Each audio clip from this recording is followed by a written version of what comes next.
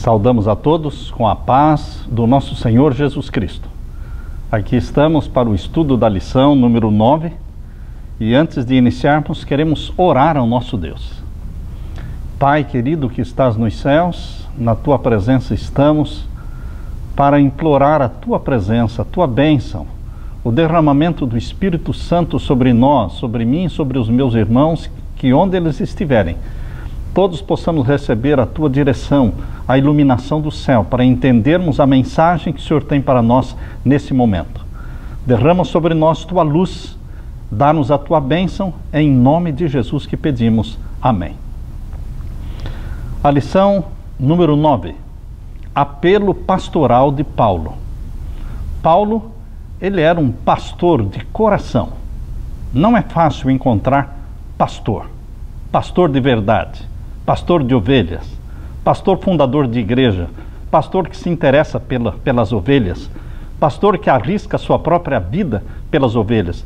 Isso é uma coisa rara, no passado e hoje também. Pastor costuma sofrer muito, porque cada igreja que ele funda, cada igreja, congregação que ele planta, ele é como que ele sente as dores de parto, porque está nascendo uma igreja.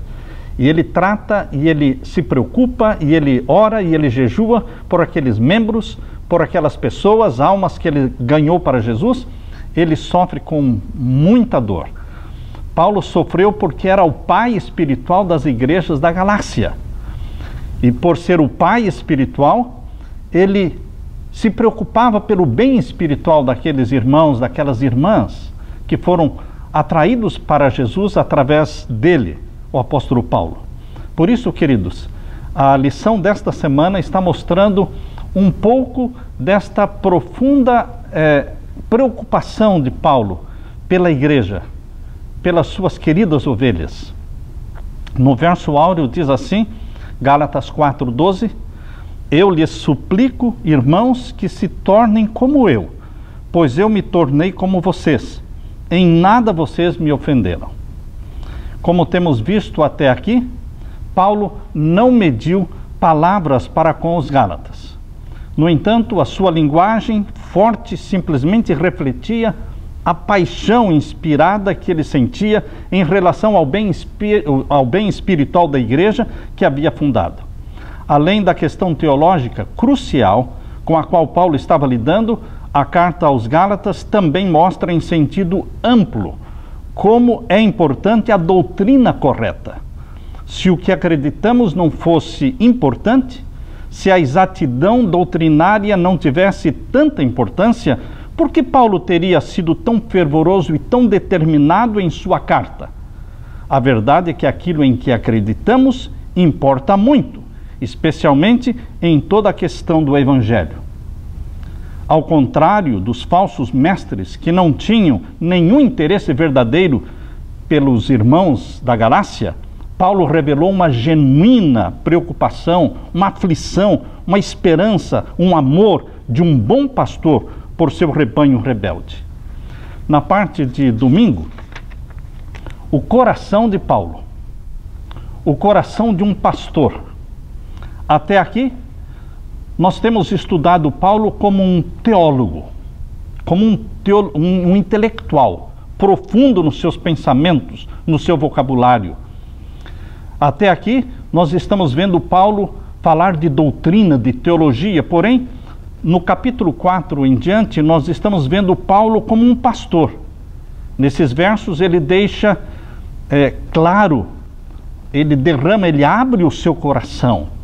Ele deixa de falar para o intelecto e passa a apelar para o coração.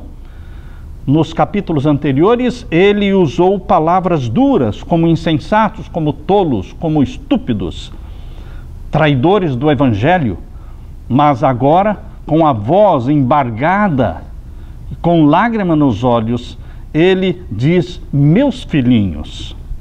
Como disse John Stott, em Gálatas capítulo 1 até o capítulo 3, nós vemos Paulo apóstolo, nós vemos Paulo teólogo, nós vemos Paulo defensor da fé cristã. Mas agora estamos contemplando o Paulo homem, o Paulo pastor, o Paulo que apaixonado era pelas almas que ele ganhou para Jesus.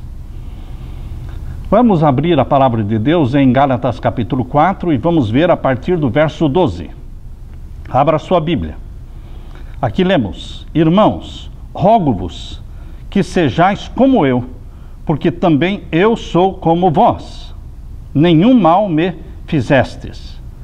A indicação da preocupação que pesava fortemente aqui no coração de Paulo é seu apelo pessoal no verso 12.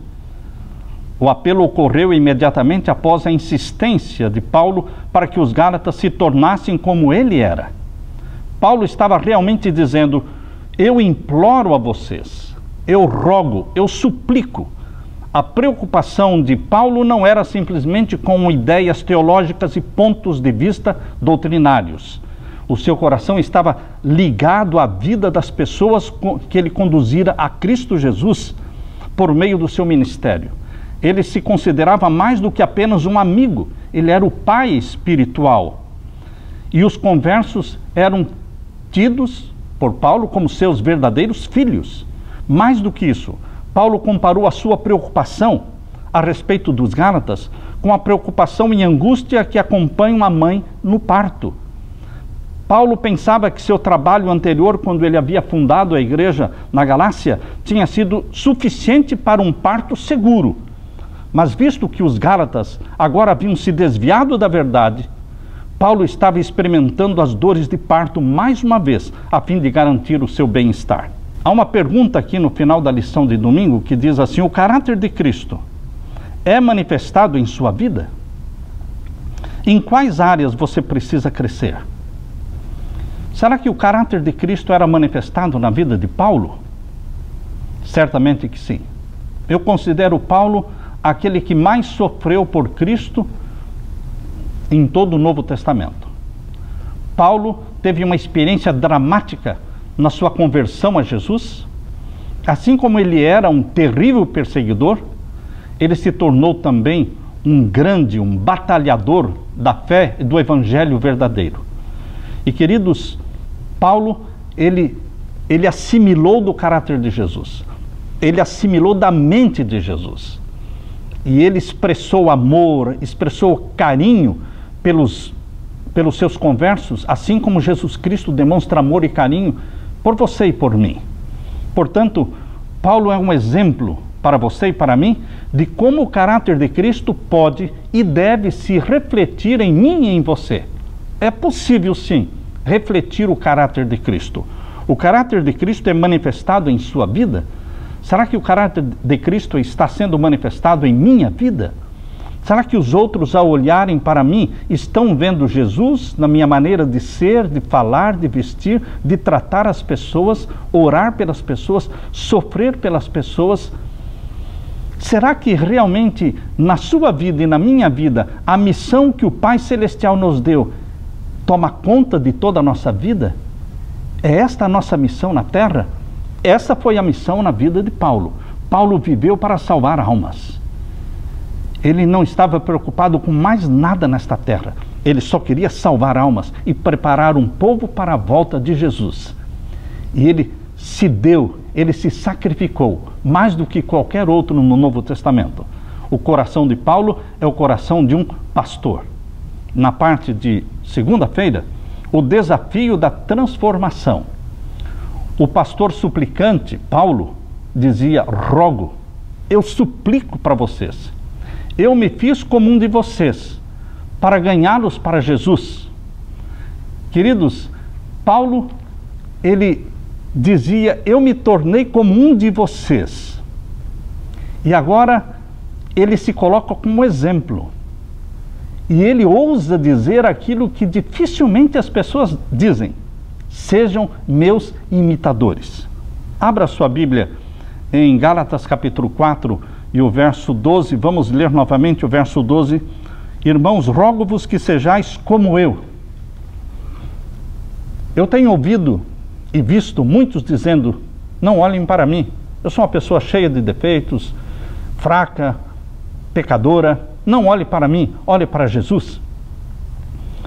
Logicamente a pessoa está sendo humilde ao falar assim, mas Será que Paulo não era humilde, não? O que você acha? Por que Paulo diz assim, irmãos, rogo-vos que sejais como eu? Ou seja, sejam meus imitadores. Essa expressão ele usou também na sua carta. Pode ler também comigo agora na primeira carta aos Coríntios, capítulo 11, verso 1. A primeira carta aos Coríntios, capítulo 11 e o verso 1. Vamos ler, abra sua Bíblia. Nós vamos ler outra expressão semelhante a esta. Primeira carta aos Coríntios, capítulo 11, verso 1, diz, sede meus imitadores, como também eu de Cristo. Em outras palavras, em tudo que eu imito a Cristo, vocês podem me imitar.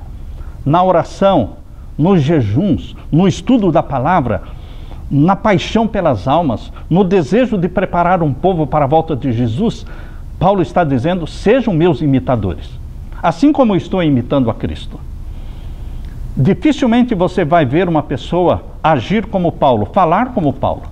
Abra sua Bíblia também em Tessalonicenses, na segunda carta aos Tessalonicenses,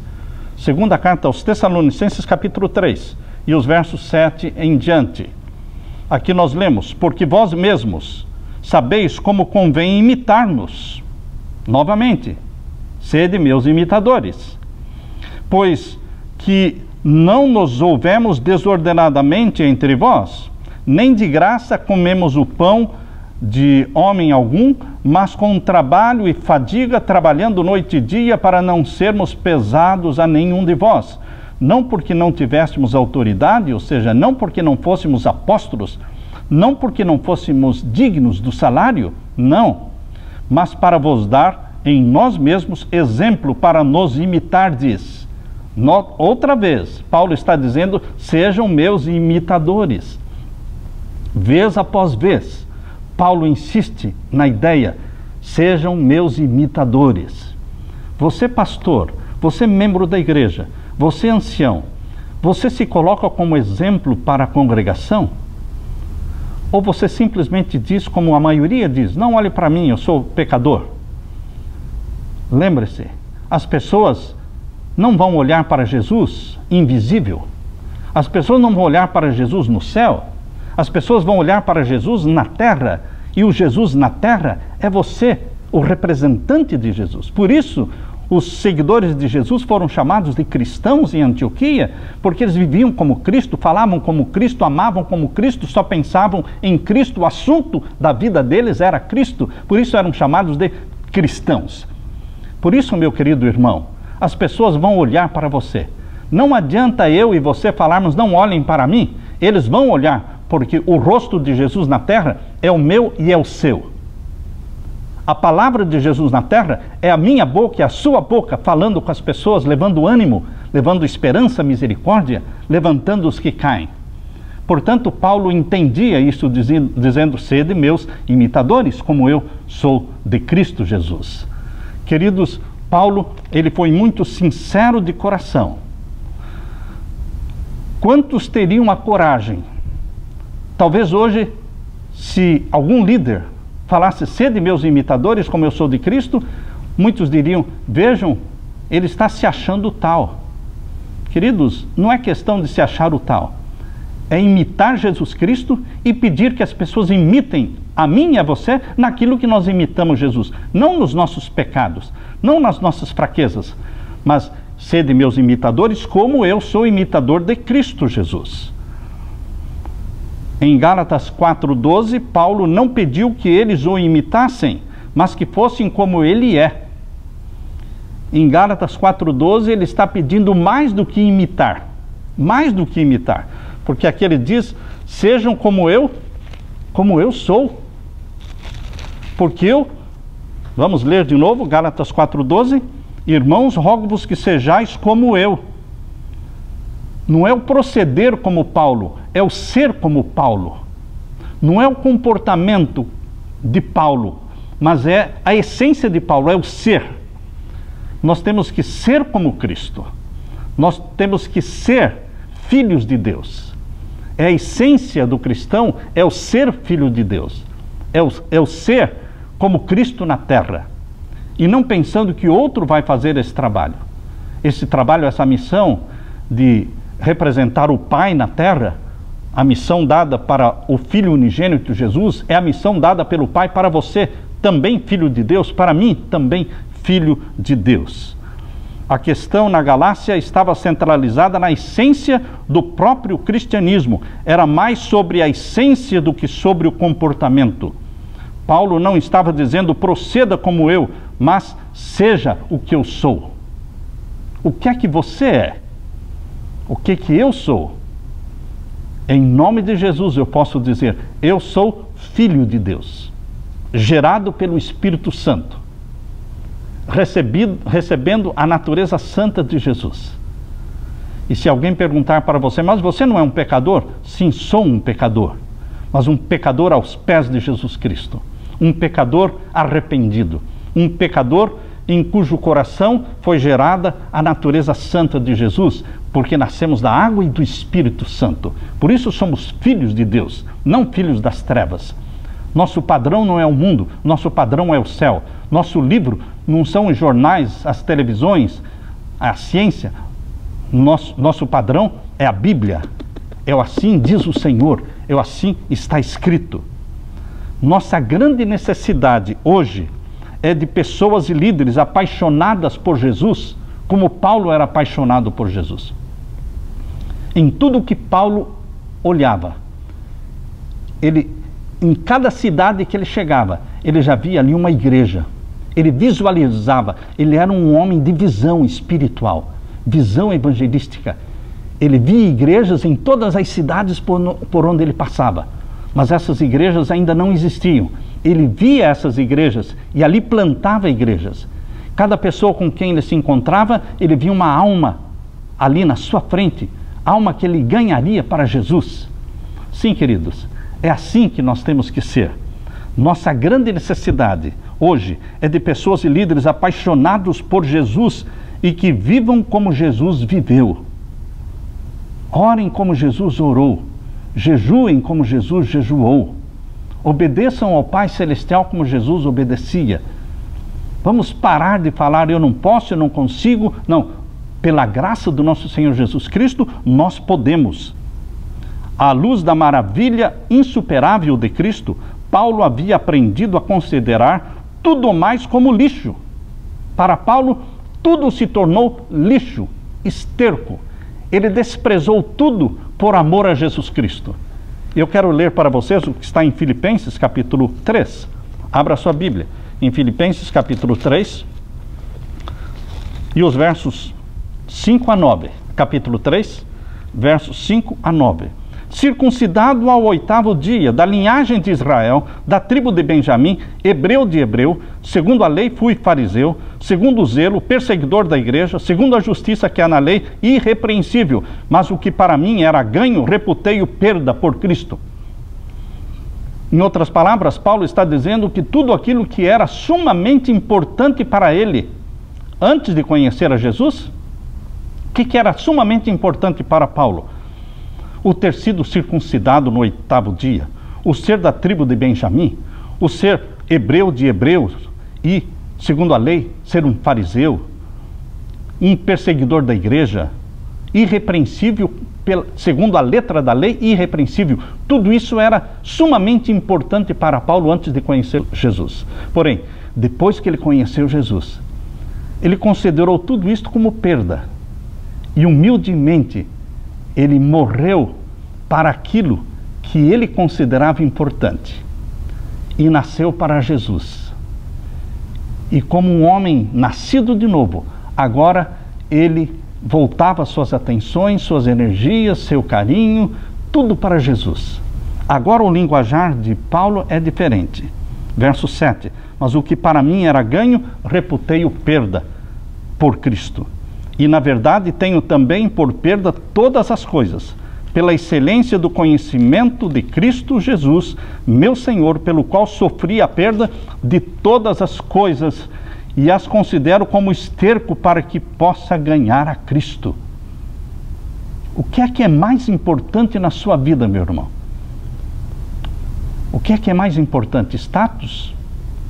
Estudos? Posições? Cargos? Honras, diplomas, títulos, dinheiro, riqueza? O que é mais importante para você? Nós temos que considerar todas estas coisas como perda, como esterco, contanto que possamos ganhar Jesus Cristo, porque Jesus é tudo para mim, Jesus tem que ser tudo para você, Jesus era tudo para Paulo. E aqui diz, o verso 12 de Filipenses capítulo 3, não que já a tenha alcançado ou que seja perfeito, mas prossigo para alcançar aquilo que para o que fui também preso por Jesus Cristo. Irmãos, quanto a mim, não julgo que eu haja alcançado, mas uma coisa eu faço, e é que, esquecendo-me das coisas que atrás ficam e avançando para as que estão diante de mim, prossigo para o alvo, pelo prêmio da soberana vocação de Deus em Cristo Jesus. Tudo para Paulo era Jesus. Tudo por Cristo, sem nenhuma reserva. Na parte de terça-feira, eu me tornei como vocês. Essa frase de Paulo, eu me tornei como vocês, mostra a flexibilidade que um evangelista tem que ter. Ele não pode ser rígido e duro, não. O evangelista, o ganhador de almas, o plantador de igrejas, ele tem que ter a flexibilidade de um ganhador de almas. O que é essa flexibilidade de um ganhador de almas? Ele se aproxima das pessoas onde as pessoas estão. Ele age como aquelas pessoas agem. Ele, por um certo tempo, ele está caminhando com as pessoas na direção em que elas estão caminhando, para que ao longo do caminho ele possa contornar e fazer com que as pessoas comecem a andar na direção que ele quer. Inicialmente ele anda na direção em que as pessoas estão indo, por um certo período de tempo, até que ele exerça influência para que torne estas pessoas para a direção que ele quer. Paulo, ele dizia, eu me tornei como vocês, eu me tornei um gentio como vocês. Tanto é que Paulo foi criticado pelos outros apóstolos, Paulo foi incompreendido pelos cristãos de Jerusalém, porque acharam que ele não guardava a lei de Deus. Não, ele guardava a lei de Deus, mas ele vivia com os gentios como se fosse um gentio. Ele vivia com os judeus como se fosse um judeu. Ele vivia com os romanos como se fosse um romano, para ganhar romanos, para ganhar gentios e para ganhar judeus para Jesus Cristo. Quando você quer ganhar almas para Jesus e você está conversando com um médico, você vai falar não de Bíblia, você vai falar de saúde, de medicina. Se você está falando com um mecânico, você vai falar de carros, de mecânica. Se você está falando com um advogado, você vai falar de leis, de advocacia. Primeiro você entra no assunto, na cultura, na linguagem, na área conhecida daquela pessoa que você quer ganhar para Jesus. Você se faz como um deles. E depois, esta pessoa, quando percebe que você está falando os assuntos de interesse dele, ele começa a se interessar em você. E ele mesmo vai perguntar, agora me fale um pouco de você. Ah, queridos, depois que você ganhou o coração, a credibilidade e a amizade, então você está apto para falar da sua missão de mostrar para aquela pessoa o seu amigo, Jesus. Quão precioso, quão maravilhoso, quão bondoso, quão poderoso é esse Jesus, querido amigo Jesus. Mas você primeiro preparou o caminho? Leia. Esta estratégia de Paulo está bem clara aqui na primeira carta aos Coríntios, capítulo 9. Abra a sua Bíblia na primeira carta de Paulo aos Coríntios, capítulo 9. Aqui está de forma bem clara a estratégia usada por Paulo. Porque sendo livre para com todos, fiz-me servo de todos para ganhar ainda mais. Paulo, quando chegava numa cidade, ou chegava num grupo de pessoas, ele não pensava, eu sou livre para fazer o que eu quero. Não. Ele, quando chegava numa cidade ou num grupo de pessoas, ele pensava, deixe-me ver como eles vivem, o que eles pensam, deixe-me tornar semelhante a eles, ganhar a amizade deles, para que eu possa ganhar o maior número possível para Jesus.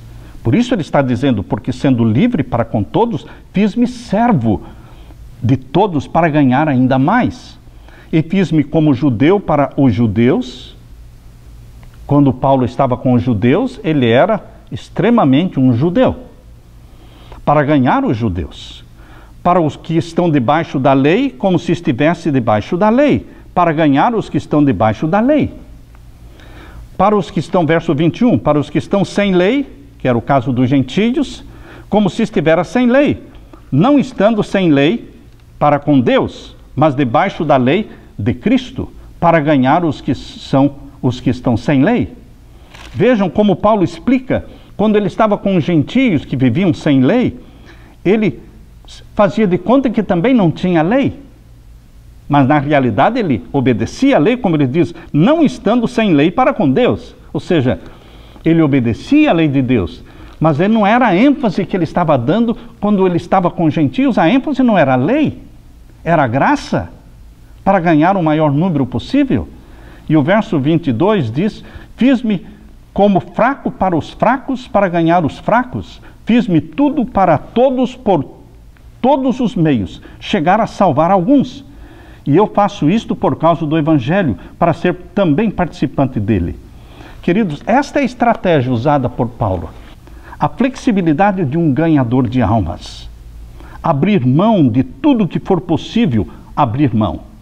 Não de princípios, mas podemos abrir mão de muitos costumes, muitos hábitos, muita cultura, sem necessitar abrir mão de princípios. Aproximar-se da pessoa que queremos salvar, na cultura dela, fazer amizade com ela, nos hábitos deles, no vestuário deles, tanto quanto possível, para ganhar o máximo possível. Eu me recordo quando a Leila e eu fomos morar na cidade de Astorga, no Paraná. Nós fomos a primeira família adventista na cidade de Astorga, no Paraná. Quando chegamos ali, não existia igreja e nenhuma outra família adventista. Fomos morar num apartamento vizinho de um médico. Fizemos amizade com este médico.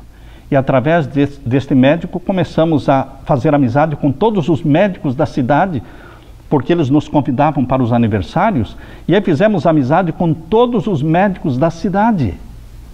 Mas nós não estávamos ali para falar da igreja adventista, nós estávamos ali para fazer amizade com eles. Não existia igreja adventista. E assim, queridos, começamos a dar estudos bíblicos para alguns médicos. Queridos, meses depois, quando compramos o terreno, quando construímos a igreja, aí quando fizemos o curso Como Deixar de Fumar, esses médicos foram dar palestras no curso Como Deixar de Fumar e foram participar das conferências que fizemos. Queridos, nós nos tornamos semelhantes a eles naquilo que é possível, para ganhar o maior número possível. Esta flexibilidade. O comentário sobre ter se tornado como eles, como disse Paulo, foi um lembrete de como, embora fosse judeu, ele havia se tornado um gentio sem lei, para que pudesse alcançar os gentios da Galácia com o Evangelho. Como o grande missionário para o mundo gentílico, Paulo havia aprendido a pregar o Evangelho tanto aos judeus quanto aos gentios. De fato, de acordo com 1 Coríntios 9, 19 a 23, embora o Evangelho permanecesse o mesmo, o método de Paulo variava dependendo das pessoas que ele estava tentando alcançar. Paulo foi um pioneiro no que chamamos hoje de contextualização, a necessidade de comunicar o Evangelho de tal maneira que ele fale ao contexto total das pessoas a quem é dirigido. Os comentários de Paulo em 1 Coríntios capítulo 9, verso 21, indicam que ele acreditava que havia limites que a estabeleciam até onde a pessoa devia ir na contextualização do Evangelho. Por exemplo, ele citou que, embora a pessoa seja livre para alcançar judeus e gentios de diferentes maneiras, essa liberdade não inclui o direito de ter um estilo de vida sem lei, pois os cristãos estão sob a lei de Cristo. A fim de contextualizar a mensagem de Cristo, sem comprometer o seu conteúdo, também devemos ser imitadores de Paulo. Como ele disse, sede meus imitadores. E eu estou convidando você para que juntos imitemos Paulo nesta flexibilidade para ganhar o maior número possível para Jesus. Na parte de quarta-feira, naquele tempo e agora, que diferença houve entre a primeira vez que Paulo visitou a Galácia e agora, quando ele escreveu para os Gálatas? Naquele tempo e agora. Por que essa diferença? O carinho, o amor, a amizade, o cuidado que os Gálatas tiveram para com Paulo na sua primeira visita, e agora o desprezo, a desconsideração, essa mudança de comportamento, essa mudança de ideia. Por quê? Tinha uma razão? Sim. Os falsos amigos de Jerusalém, os judaizantes de Jerusalém, os falsos mestres, eles chegaram ali na Galácia e estragaram tudo. Estragaram a amizade de Paulo com as suas igrejas, com seus filhos espirituais na fé. Naquelas igrejas que Paulo fundara, Paulo começou a ser olhado, a ser considerado como uma pessoa errada, que tinha pregado o evangelho da forma errada. Os falsos mestres de Jerusalém, pregando o falso evangelho, deram a entender que quem era o falso mestre era Paulo. E Paulo ficou mal diante dos olhos dos Gálatas. Por isso Paulo escreveu palavras duras, mas no final ele usou a expressão meus fininhos. Queridos, o relacionamento de Paulo com os cristãos da Galácia nem sempre foi tão difícil e frio como tinha se tornado. Ao refletir sobre a primeira vez que ele pregou o evangelho ali, Paulo falou com entusiasmo sobre a maneira agradável pela qual eles o trataram. Vamos ler agora Gálatas 4, verso 13. Abra sua Bíblia em Gálatas capítulo 4 e o verso 13. E vós sabeis que primeiro vos anunciei o evangelho, estando em fraqueza da carne. Isto significa que quando Paulo, pela primeira vez, pregou o evangelho na Galácia, ele estava doente. Ele estava em fraqueza de carne. Nós não sabemos exatamente qual era a doença de Paulo, mas ele provavelmente nunca teria pregado o evangelho aos Gálatas se não fosse a doença. Ali ele permaneceu muito mais tempo do que planejou. Ele teve que meio que forçado por Deus, porque Deus faz as coisas intencionalmente. Intencionalmente Deus permitiu a doença em Paulo para forçá-lo a permanecer muito mais tempo na Galácia do que ele planejou, do que ele sonhou. Por isso, queridos, aqui Paulo está dizendo, vós bem sabeis. Vocês conhecem muito bem a minha história. Paulo está dizendo que quando eu fui pela primeira vez pregar o evangelho para vocês, eu estava doente, eu estava enfermo. E agora aqui no verso 14, Paulo diz, e não rejeitastes nem desprezastes isso que era uma tentação na minha carne.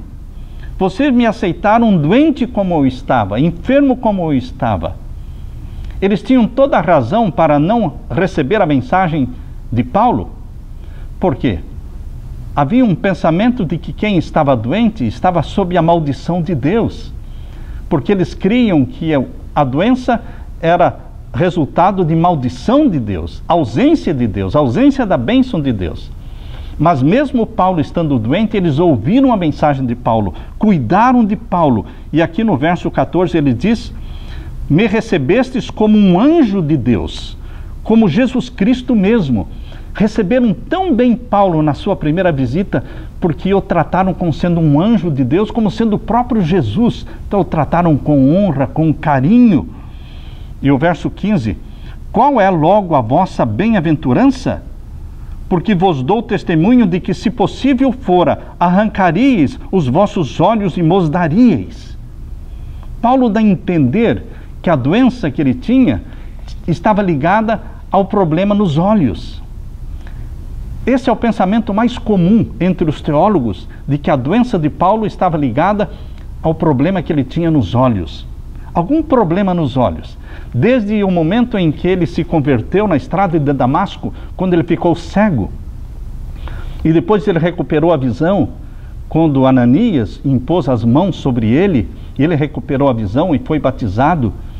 Após a sua conversão, os seus olhos, a sua visão nunca mais foi a mesma. Ele tinha dificuldades de alguma forma, como se fosse uma areia no olho, alguma coisa que o incomodava, e que por 3 vezes ele diz na sua segunda carta aos Coríntios, por 3 vezes pedi para que Deus me curasse, mas Deus me dizia, a minha graça te basta. Por isso Paulo dizia, quando eu estou fraco, aí eu estou forte, porque eu sou totalmente dependente de Deus.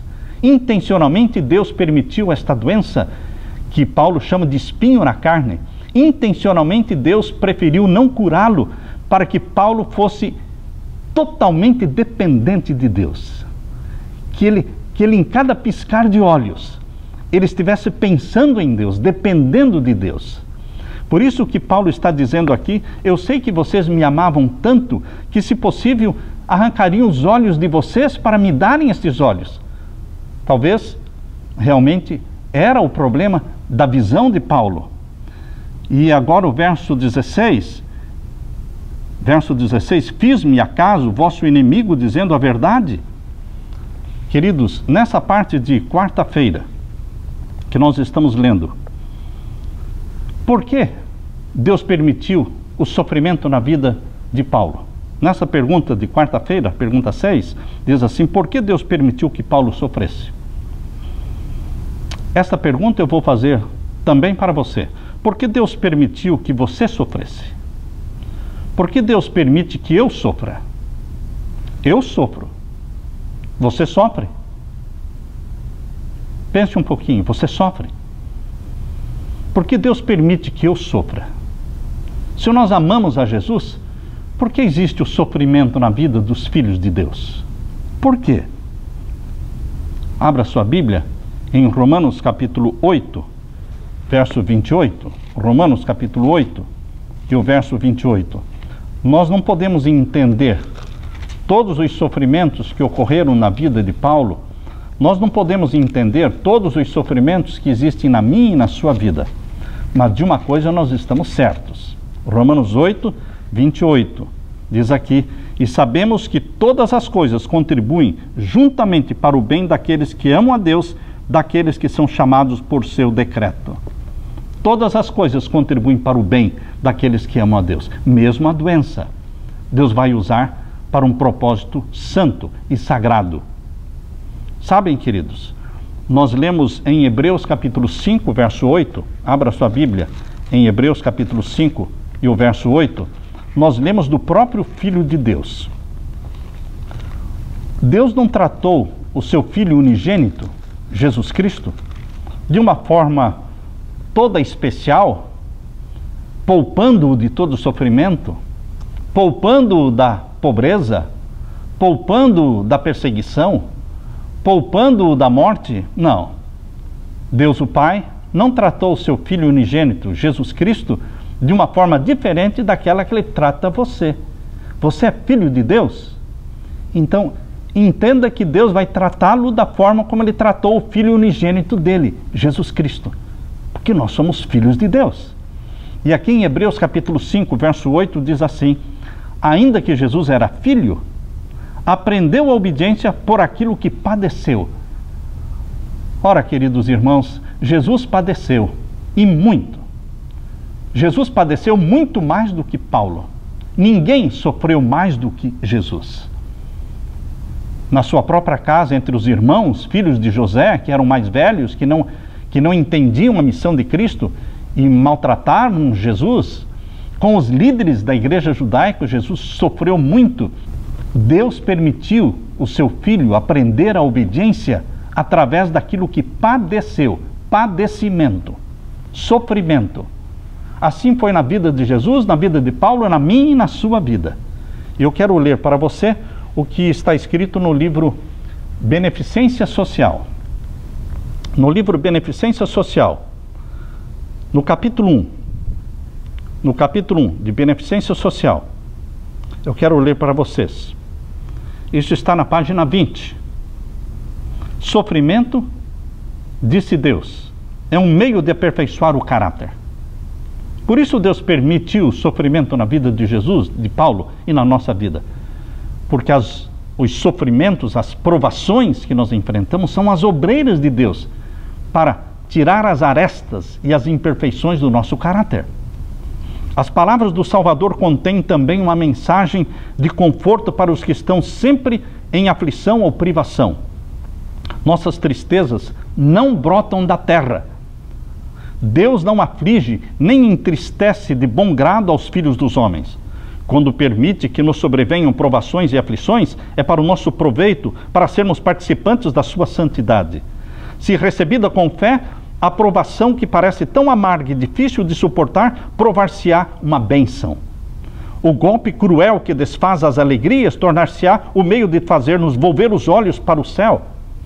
Quantos há que nunca teriam conhecido Jesus, se a tristeza os não houvesse levado a buscar dele o conforto? As provações da vida são obreiras de Deus. Para quê? Para remover de nosso caráter impurezas e arestas, para nos tornar participantes da santidade dele. Queridos, bendito seja Deus também pelas provações. Como dizia Paulo, quando eu estou fraco, aí que eu estou forte, porque eu dependo inteiramente da graça divina. Na parte de quinta-feira, falando a verdade. Gálatas capítulo 4, verso 16. Fiz-me acaso vosso inimigo, dizendo a verdade? Paulo não mentia. Paulo falou a verdade. Jesus Cristo também falava a verdade. Você conhece pessoas que dizem assim: eu gosto de falar a verdade, doem quem doer, eu vou falar a verdade. Será que está certo a pessoa pensar, doem quem doer, eu vou falar a verdade? Será que toda a verdade deve ser dita ao mesmo tempo? Pare um pouco para pensar, por que é que Jesus Cristo disse, muita coisa eu tenho para vos dizer, mas não podeis suportar agora? Isto quer dizer que existem verdades que não podem ser ditas agora. Quando você vai estudar a Bíblia com alguém, você não começa com o sábado. Quando a pessoa não guarda o sábado, não conhece nada sobre o sábado, você vai começar estudando sobre o sábado. Se ele, na mente dele, o dia santo é o domingo, você não pode começar por doutrinas polêmicas. Você começa estudando a Bíblia com a pessoa, estudando assuntos que não sejam polêmicos, assuntos, doutrinas que ele crê da mesma forma como você crê. Por exemplo, você não pode estudar a Bíblia, começar o estudo da Bíblia com alguém sobre a imortalidade da alma, sendo esse o primeiro estudo, sendo que ele acredita que a alma é imortal, e você já começa com esta doutrina contraditória ao que ele pensa. Não é sábio. Primeiro você fala aquilo que ele crê, para depois que ganhar a amizade, a credibilidade, então você poderá falar coisas que ele ainda não acreditava, coisas que ele não entendia, mas que agora você tem amizade suficiente, credibilidade suficiente para falar, e ele vai ouvir, não vai ser bloqueada a mente dele. É por isso que Paulo diz, eu falei com vocês a verdade, mas nem toda a verdade pode ser dita, pode ser falada. Não é popular falar a verdade. Mas nós começamos a falar verdades simples, verdades que são aceitas por todas as igrejas, por todos os cristãos, para depois começar a falar verdades mais profundas, mas de forma simples, mas assim as pessoas poderão aceitar.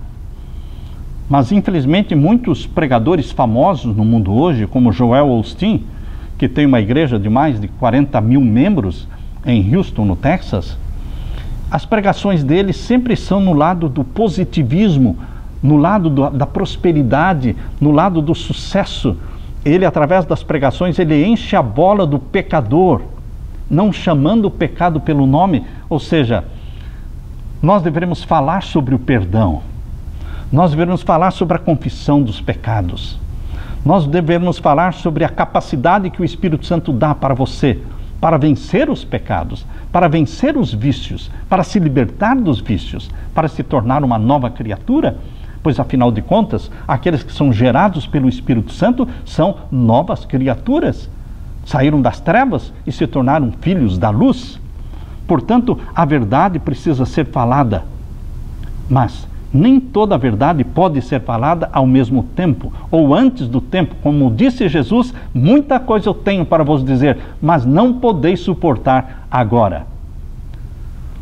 Muitas vezes a expressão dizer a verdade tem conotações negativas, especialmente em nossos dias, quando isso pode ser visto como uma tática de dizer a alguém os fatos de maneira categórica e descontrolada, não poupando nenhum inimigo, não importando quanto essas informações sejam desagradáveis ou desnecessárias. Se não fosse pelos comentários de Paulo em Gálatas capítulo 4, versos 12 a 20, e alguns outros comentários espalhados ao longo da sua carta, seria possível concluir erroneamente que o interesse de Paulo na verdade do Evangelho superava qualquer expressão de amor. Mas como vimos, embora Paulo desejasse que os Gálatas conhecessem a verdade do Evangelho, essa preocupação surgiu por causa do seu amor por eles. Quem não experimentou pessoalmente quanto pode ser doloroso ter que castigar alguém ou falar à pessoa em termos de claros, verdades que por algum motivo ela não quer ouvir? Quando você ama a pessoa, quando você sofre com ela, quando você se torna amigo dela, então você pode falar aquilo que outros não podem falar. Antes de repreender, antes de advertir, antes de chamar a atenção, tenha certeza de que você é amigo daquela pessoa. Tenha certeza de que aquela pessoa sabe que você a ama. Então você pode repreender. E ao repreender, o faça com a voz embargada de lágrimas. Jesus, ele ao repreender, a voz dele estava embargada de lágrimas. Jerusalém, Jerusalém, que matas os profetas. Ele falou isso com lágrimas nos olhos. Falar a verdade de uma maneira simples, conforme Jesus Cristo falava. Gálatas capítulo 4, versos 17 a 20. Eles têm zelo por vós, não como convém, mas querem excluir-vos.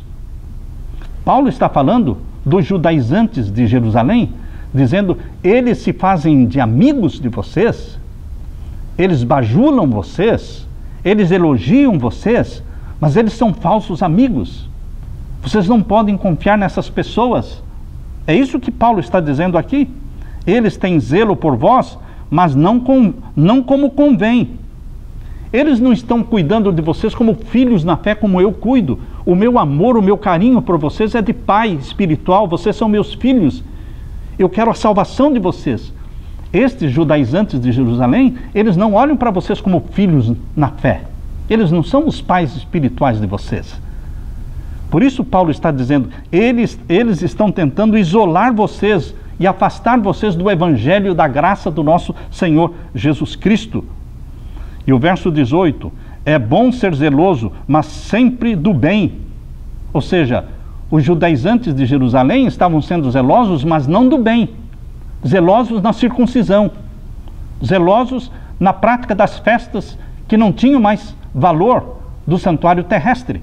O santuário celestial já tinha sido inaugurado, Jesus já tinha morrido, subido ao céu, entronizado no céu como nosso sacerdote. E esses judaizantes de Jerusalém continuavam querendo praticar as festas de Jerusalém e a circuncisão. Então, eles se fazem de amigos, mas não são amigos. Eles têm um zelo, mas não é o zelo pela graça e pelo Evangelho do nosso Senhor Jesus Cristo. É isso que Paulo está dizendo. E o verso 19, meus filhinhos, por quem de novo sinto as dores de parto, até que Cristo esteja formado em vós. Quando Paulo diz assim, meus filhinhos, este é o coração do pastor Paulo. É um coração que sofria e que chorava pelos filhinhos na fé. Eu os gerei, eu sinto as dores de parto, porque vocês são meus filhos. Aqui não é o Paulo teólogo, aqui não é o Paulo defensor da fé cristã, aqui é o Paulo pastor, aqui é o Paulo homem, aqui é o Paulo apaixonado pelas almas pelas quais ele está trabalhando. Queridos, a maioria das pessoas tem um vocabulário muito pequeno, um vocabulário de 2.000 palavras. E diariamente as pessoas usam não mais do que 900 palavras. Quando nós, pregadores, quando nós anunciamos o Evangelho, não devemos usar palavras rebuscadas, palavras difíceis. Nós devemos falar de forma simples, falar a verdade de forma simples. sermos pregadores simples. Jesus era um pregador simples. O Sermão da Montanha, o maior de todos os sermões de Jesus Cristo, ele começou a falar das necessidades sentidas, das necessidades reais. Por isso ele começou dizendo, bem-aventurados os pobres. Ele começou assim, porque a multidão que o estava assistindo era de pobres. Quando ele disse, bem-aventurados os pobres, no pensamento judeu, os pobres eram pessoas amaldiçoadas, que não tinham a bênção de Deus. E quando ele disse, bem-aventurados os pobres, chamou a atenção da multidão de pobres. Queridos, Jesus falava ao coração das pessoas. Nós devemos falar ao coração das pessoas as verdades simples. E Jesus ilustrava as verdades simples usando ilustrações e parábolas que estavam no dia a dia da vida das pessoas. E cada vez que elas olhavam aquelas ilustrações, as ovelhas ou o semeador, cada vez que eles olhavam, eles se lembravam das parábolas e das histórias contadas por Jesus. Jesus era um contador de histórias que transmitia através de palavras simples verdades profundas. Falava a verdade, mas não toda a verdade ao mesmo tempo. Os oponentes de Paulo estavam ativamente cortejando o favor dos Gálatas, não por amor a eles, mas por seus próprios motivos egoístas.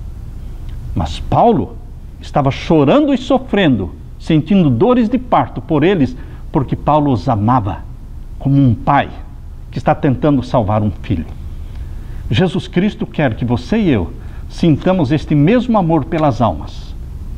Jesus Cristo quer que você e eu sintamos o mesmo amor por aqueles por quem Jesus morreu. Nas igrejas da Galácia, aberta e claramente, o erro estava suplantando a mensagem do Evangelho. O verdadeiro fundamento da fé havia sido quase renunciado pelas obsoletas cerimônias do judaísmo. O apóstolo Paulo viu que para os crentes da Galácia fossem salvos das perigosas influências que os ameaçavam, as mais decisivas medidas deviam ser tomadas, dadas as mais severas advertências, mas Paulo falou com voz embargada de lágrimas. Meus filhinhos, Jesus Cristo olha para você como um filho de Deus. Deus o Pai olha para você como um filho de Deus. Nós devemos olhar para os membros da igreja e para as pessoas que nos cercam como pessoas carentes e falar para elas de forma simples. Jesus Cristo quer que você seja o rosto dele para as pessoas, o amor dele expresso para as pessoas. As palavras de Jesus precisam estar na nossa boca. Meus filhinhos, eu estou escrevendo para vocês, meus filhinhos, por quem de novo sinto as dores de parto, até que Cristo seja formado em vós. Cristo em você, Cristo seja formado em mim, através do Espírito Santo. Cristo nos conceda a mente dele, a personalidade dele. E agora o verso 20, Paulo diz assim: eu bem quisera agora estar presente convosco e mudar a minha voz, porque estou perplexo a vosso respeito. Paulo está chorando e ele foi atendido pelos Gálatas. Eles entenderam o amor de Paulo, porque ele estava expressando o amor de Jesus. Seja você também, meu querido irmão, o rosto de Jesus. Seja a sua boca usada para expressar o carinho de Jesus pelos pecadores. Não importa quanto a pessoa esteja pecando, Jesus Cristo quer perdoar, quer salvar. Novas são as misericórdias de Deus cada manhã. Cada dia que surge, cada manhã que o sol nasce, é uma folha em branco que Jesus está dando para você. Você borrou toda a folha de ontem, você escreveu errado, você sujou toda a folha branca de ontem. Pois bem, cada manhã, ao nascer o sol, é mais uma folha branca que Jesus está dizendo: filho, eu te dou uma segunda chance, uma terceira chance. São 365 chances por ano que Ele nos dá. E Ele diz: eu estou com você, eu te amo. Eu te amo não porque você é perfeito, eu te amo porque eu morri por você. Não é porque eu sou bom que Ele me ama. É porque Ele é bom. Por isso Ele nos ama. Provai e vede que o Senhor é bom. Que Deus te abençoe. Amém.